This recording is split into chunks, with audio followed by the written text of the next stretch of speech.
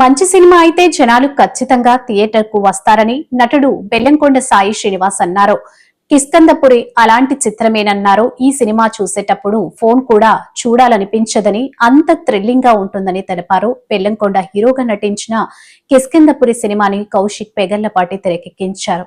Shoot చేశారు అన్ని సినిమాలు కలిపి. ప్లస్ ఈ సినిమా 60 to 70 days లో ర్యాప్అప్ చేశారంట. How do you plan your schedule sir everyday? Sir అంటే ఇంకేముంటుంది సార్, వర్క్ సార్, పొద్దున్న 7 to 7 హజలింగ్ అంతే. So it has been nice sir, ఎందుకంటే మనం ప్రేమించిన ప్రొఫెషన్, మనం దేవుడి దయతోటి మనకి ఇంత వర్క్ రావడం అనేది మనం హ్యాపీగా ఫీల్ అవ్వాలి, అదృష్టంగా ఫీల్ అవ్వాలి, అండ్ మనం బెస్ట్ ఎఫర్ట్ పెట్టి పని చేయాలి. అండ్ ఇంత బాగా అంటే ఇంత మంచి కథలు దొరికినందుకు కూడా నేను చాలా హ్యాపీగా ఫీల్ అవుతున్నాను సార్. ముందు కథలు దొరకాలి, నన్ను కంటెంట్ ఎగ్జైట్ చేయాలి సార్. కంటెంట్ ఎగ్జైట్ చేస్తే I will definitely do it. And ఈ కౌశిక్ వచ్చి నాకు కంటెంట్ చెప్పినప్పుడు నన్ను చాలా ఎగ్జైట్ చేసింది.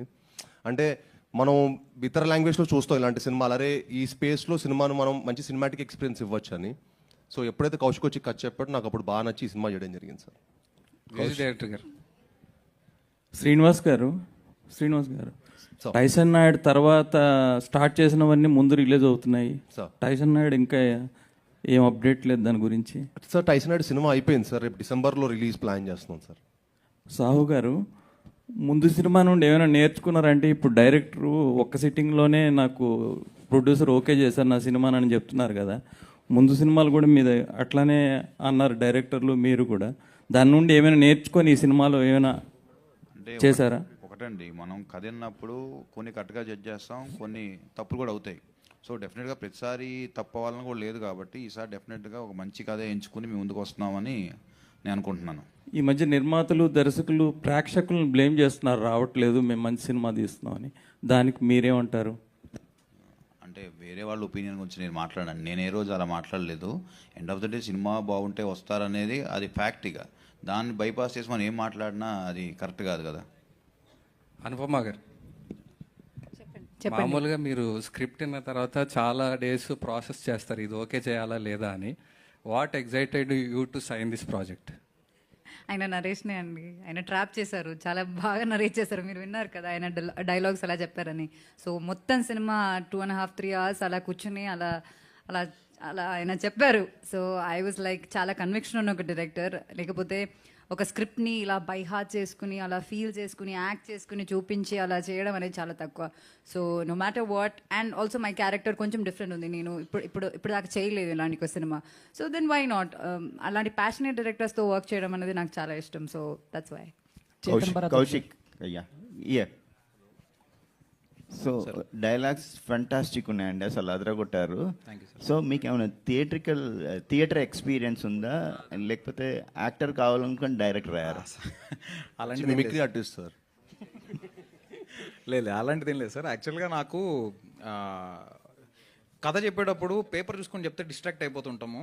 సో నేను కథ అంతా scene to scene, dialogue to dialogue, అసలు ఒక్క పీస్ ఆఫ్ పేపర్ చూడకుండా చెప్పాలి అనేది నాకు అర్థమయ్యి నేను అప్పటి నుంచి అలా నరేషన్ అనేది అలవాటు అయిపోయింది. చిన్నప్పటి నుంచి సినిమాలు చూడడం వల్ల, ఆ పిచ్చి వల్ల తెలియకుండానే మనం ఆ క్యారెక్టర్ ఎలా బిహేవ్ చేస్తుంది, ఈ క్యారెక్టర్ ఎలా మాట్లాడుతుంది అనేది మనకి అది బ్లడ్లోనే సినిమా అనేది చిన్నప్పటి నుంచి ఉంది. సో అలానే సాహిత్యం మీద మీకు ఇంత పట్టు ఎలా వచ్చింది, ఏంటి?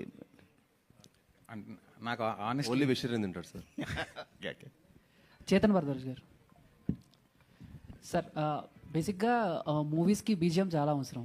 సో ఇలాంటి సినిమాలకైతే ఇంకా బీజిఎం కొత్త, అంటే ఈ సినిమాకి సంబంధించి మీరేమన్నా కొత్తగా ఎక్విప్మెంట్స్, ఇన్స్ట్రుమెంట్స్ ఏమన్నా యూజ్ చేయడానికి ఏమన్నా?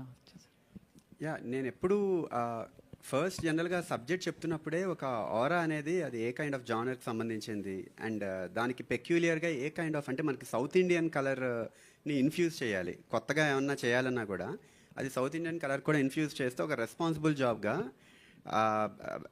ఆడియన్స్ కూడా ఆల్రెడీ అడాప్ట్ అయిన టోనల్ కలర్లోనే కొంచెం కొత్తగా ఏమన్నా కొట్టాలి అన్న పాయింట్ ఆఫ్ వ్యూలో కొన్ని ఇన్స్ట్రుమెంటల్గా, ఒకవేళ సపోజ్ ఒక స్ట్రింగ్ ఇన్స్ట్రుమెంట్ ఉంటే దాన్ని ఇంకో రకంగా ఎలా వాడచ్చు, డీట్యూన్ చేసి వాడచ్చు, అలా ఏమైనా ఎక్స్పెరిమెంటల్గా చాలా అటెంప్ట్స్ చేసాం ఇందులో కూడా మూవీలో.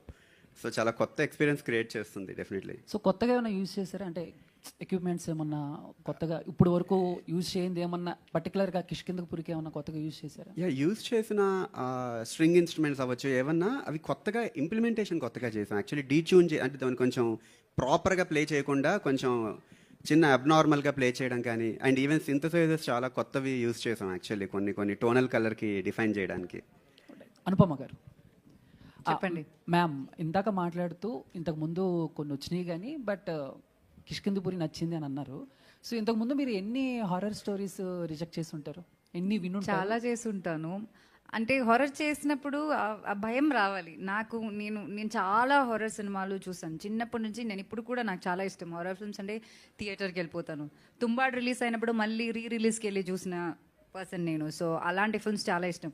సో ఏ హారర్ ఫిల్మ్ అయినా ఇట్ షుడ్ స్కేర్ యూ, లేకపోతే చేయకూడదు. That's what it was. So ఈ నరేషన్ విన్నప్పుడైతే ఐ ఫెల్ట్ ఓకే, అలాంటి మూమెంట్స్ ఉంటుంది.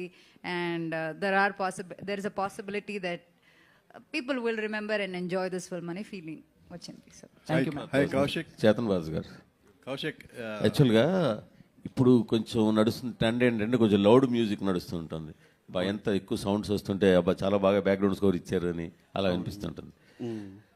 పైగా ఇంకా హర్రర్ సినిమా అంటే ఇంక చెప్పక్కర్లేదు. బట్ ఈ ట్రైలర్ వరకు చూసుకుంటే మీరు ఆ లెవెల్ కొంచెం తక్కువగానే ఉన్నట్టు అనిపించింది. అంటే మీరు ఎక్కువ ఆ లౌడ్కి దూరంగా వెళ్దామని ఏమైనా అనుకున్నారా ఏంటది? అంటే జనరల్గా టోనల్ కలర్, ఇన్స్ట్రుమెంటల్ కలర్ బట్టి ఒక్కోసారి పర్కషన్స్ ఎక్కువ ఉన్నా కూడా, ఇప్పుడు మ్యూటెడ్